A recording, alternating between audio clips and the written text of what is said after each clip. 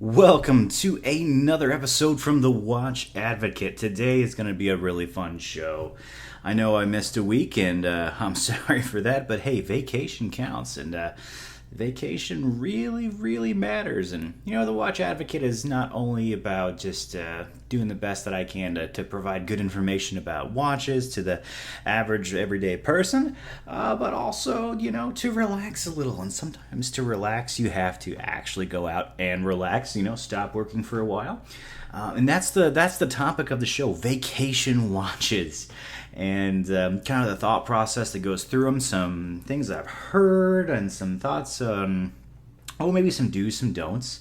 But hey, subscribe if you like the show. Really appreciate it. Check out TheWatchAdvocate.com. We have some good affiliate links on there. If you buy anything, it does help out the channel. Much appreciated in that way. But preferably subscribe. Really try to grow the community. That's what I want, is just to have a cool community where we can bounce great ideas off each other and just help each other on our own journey, whatever that may be in the watch world, however you really prefer to do it.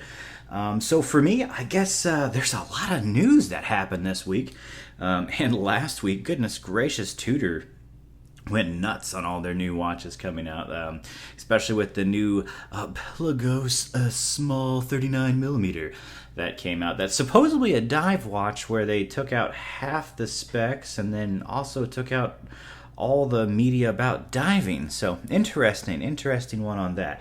Gotta say, I'm really not impressed. I know a lot of people are gonna like it, but they just turned it into basically just a watch for fashion instead of the really cool dive watch that the Pelagos is. I know I didn't fall in love with the black version when I checked it out in person.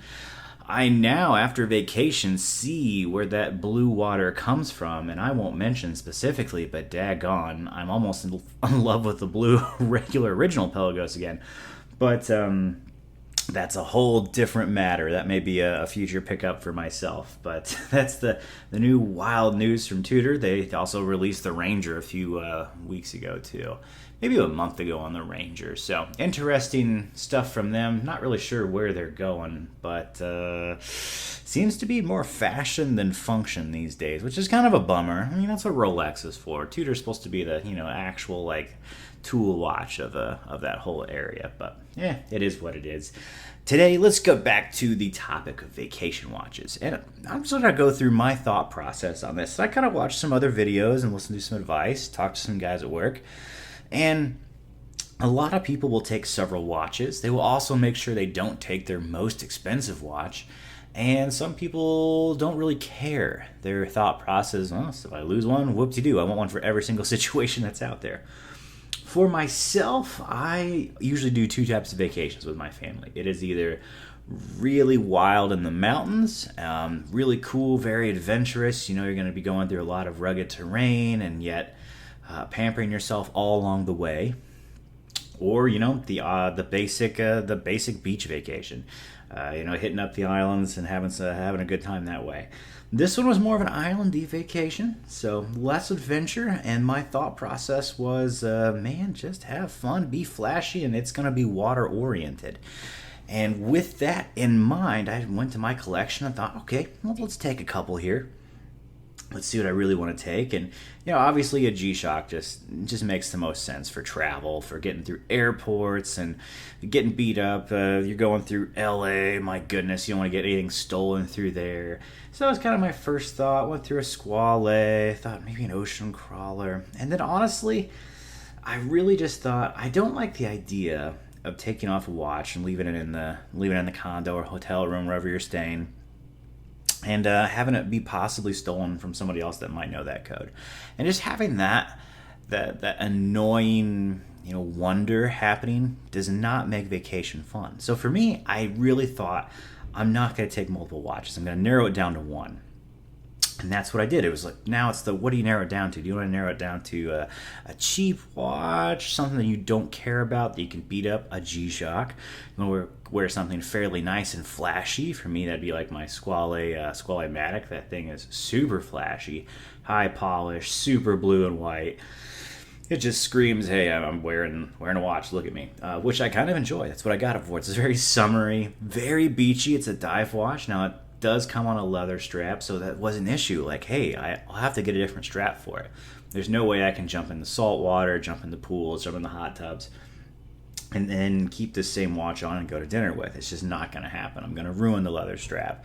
And even if you do kind of coat leather, it's still, salt water. It's just a monster. And you don't have to deal with it being wet too. That doesn't work from hopping in the ocean, hopping in the pool, and then going to dinner. It's not a workable thing for me. So I had to find something else.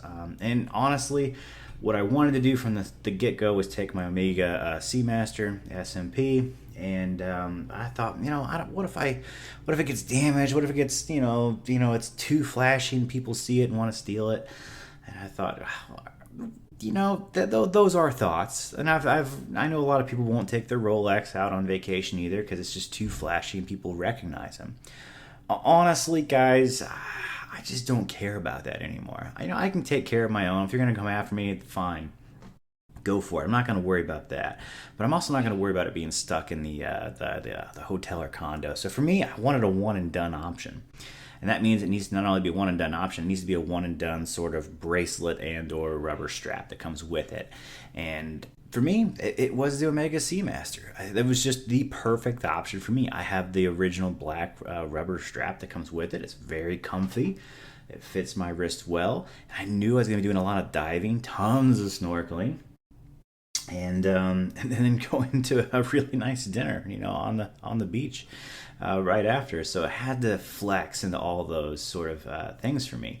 And for me, that does. It absolutely did. It's classy enough to go in anywhere.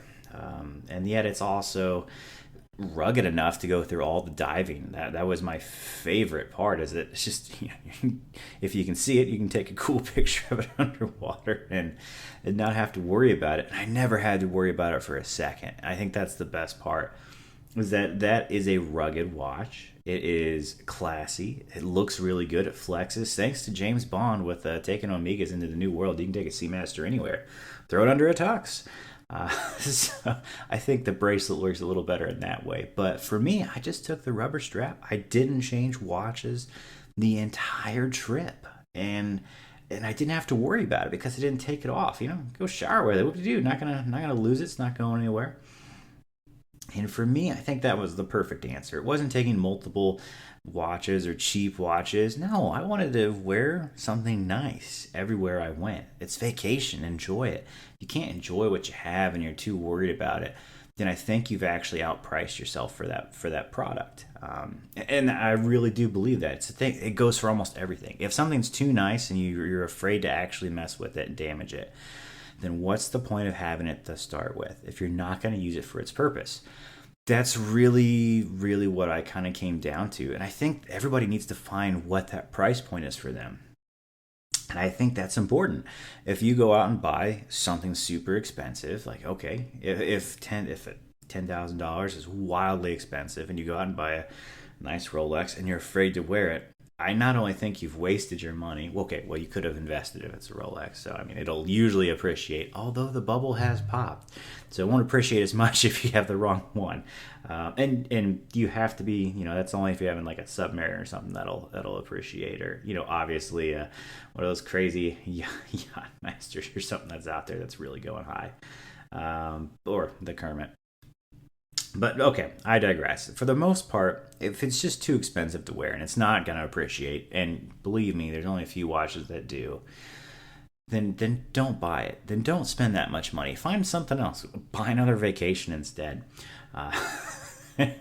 Seriously, if you're only going to use something, when you're in the most perfect of situations, to me that seems kind of just like a waste. I'm a user of all my things. If it's not practical, I'm not going to enjoy it that much, and it's just going to be sitting around. I'll probably just sell it because it's a waste. I just don't like stuff sitting around if I'm not going to use it. Doesn't mean I'm a minimalist. I still have less than 12 watches.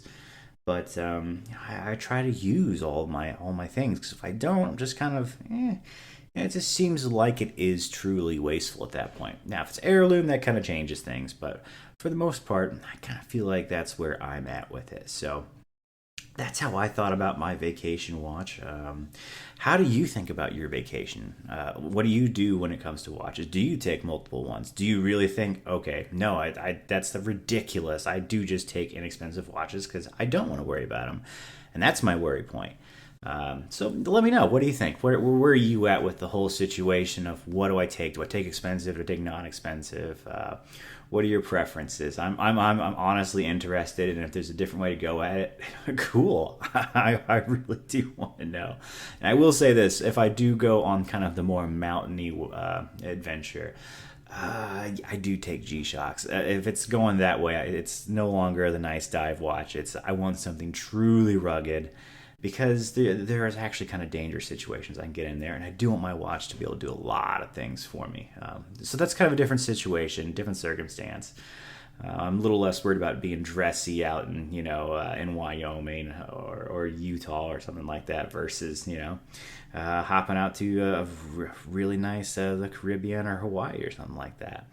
So anyway, those are my thoughts. I hope you enjoyed this show, and I'm excited to be back and doing shows again. I do miss vacation, but it is fun to do podcasts as well. So like, subscribe, check out the website, and then I will catch you on the next one. Have a good one.